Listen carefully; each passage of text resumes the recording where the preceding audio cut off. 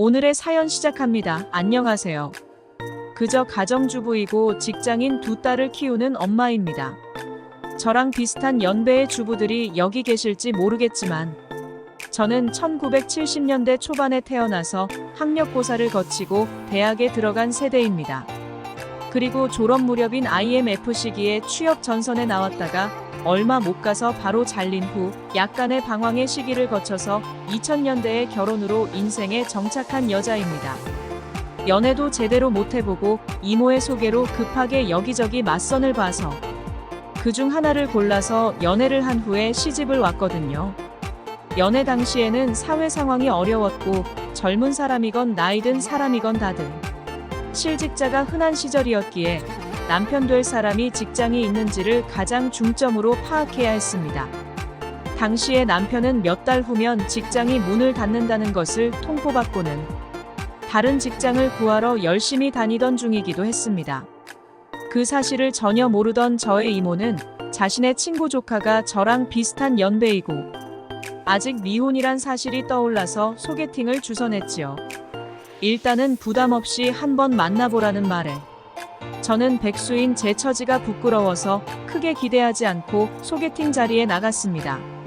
조용하고 작은 레스토랑에서 만났는데 저는 그저 집에서 가사 일을 돕고 있다는 말로 얼버무렸습니다.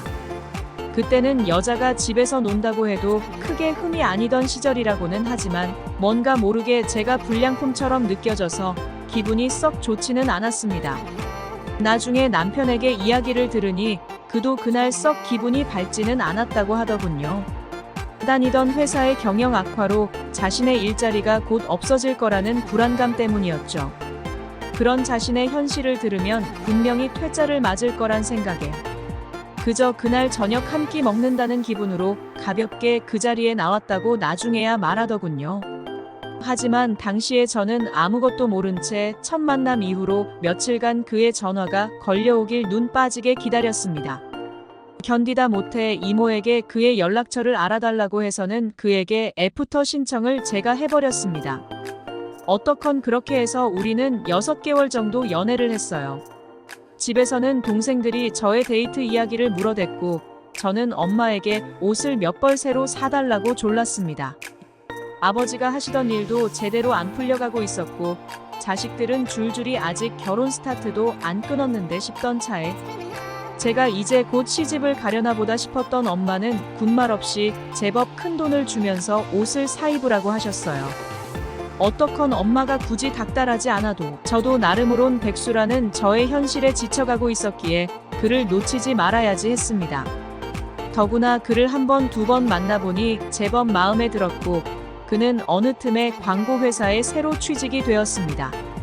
자신이 원하는 만큼의 회사도 아니었고 월급도 작았지만 일단은 경력을 단절시키지 않는 것이 중요하다. 여긴 그는 새 직장에 열심히 다니기 시작했고 저는 그와 결혼해서 가정을 꾸려가겠다고 결심했지요. 그렇게 우린 결혼했습니다. 크게 욕심내지 않고 조촐하게 생활을 꾸려나가며 두 딸을 키웠고 남편은 15년 정도 회사 생활을 하다가 자그마한 광고 사무실을 차려서 독립했습니다.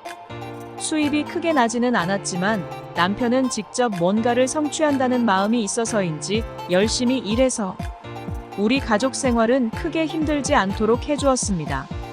저는 큰 불평 없이 남편과 원만하게 지냈고 그런 한편으로는 늘 마음이 허전했습니다.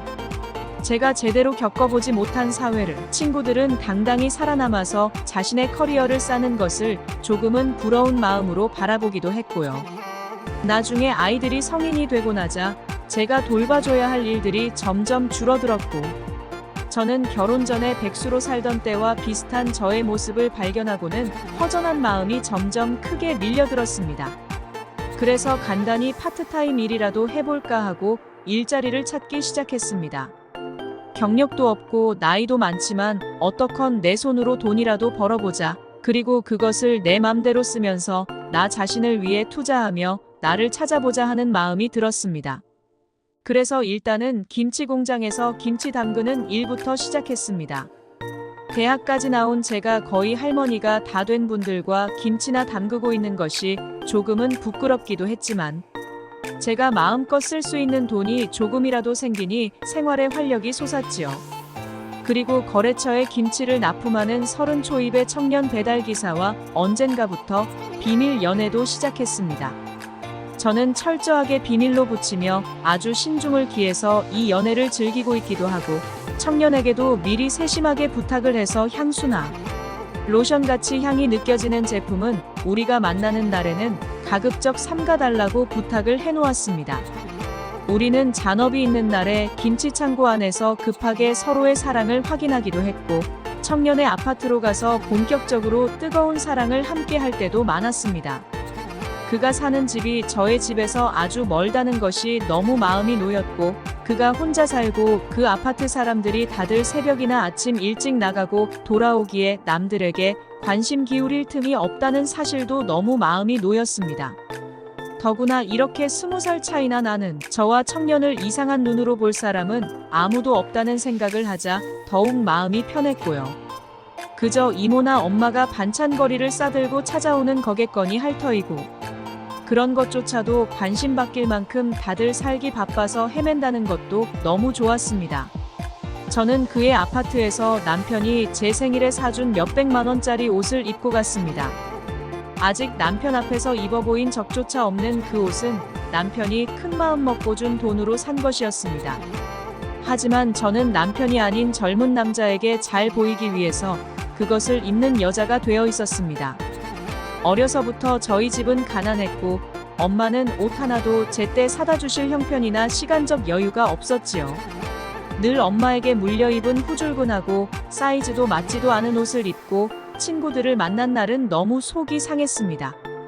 어른 돼서 돈 벌면 명품 옷부터 마음껏 사 입어야지 하는 생각을 그때 품었고 막상 첫 직장에 취직하고 보니 회사의 사정상 권고사직을 당해야 했습니다. 갖고 싶었던 명품 옷은 그렇게 몇십 년째 제 마음에만 남아버리고 말았지요. 그리고 이제 저는 푸릇한 청년과 비밀 연애를 하면서 옛 시절의 아픈 마음을 다 치료받는 셈이 되었습니다. 작은 돈이나마 제가 벌어서 쓰고 있고 그것은 온전히 제 것이니 까짓 건 몇 달 모으면 조금 괜찮은 옷 하나 정도는 이제 사 입을 수 있게 됐지요. 결혼 전에는 주눅든 상태로 남편에게 매달리다시피 해서 연애를 하고 결혼도 했는데 이젠 제가 당당한 직장인이 되어 남자와 대등하게 연애하고 있다는 생각을 하니 지난 청춘이 다시 돌아온 것만 같습니다. 제 인생은 20살 중반의 그 시절로 돌아간 것입니다. 더 이상 그때처럼 백수도 아니고 이미 인생의 절반 이상을 살았다는 푸근한 마음을 담은 채 다시 맞이하는 20대 시절이 제게 와 있는 것입니다. 그러니 이렇게 뒤늦게 찾아온 행복을 놓치라는 말은 정말 듣기가 싫습니다. 늦바람이 난 사연을 들어주셔서 감사합니다. 구독, 좋아요는 큰 힘이 됩니다. 감사합니다.